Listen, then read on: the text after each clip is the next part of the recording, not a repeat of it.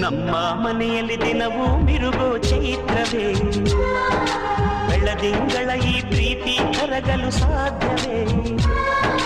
ನಮ್ಮ ಮನೆಯಲ್ಲಿ ದಿನವೂ ಮಿರುಗೋ ಚೈತ್ರವೇ, ಬೆಳದಿಂಗಳ ಈ ಪ್ರೀತಿ ಕರಗಲು ಸಾಧ್ಯವೇ?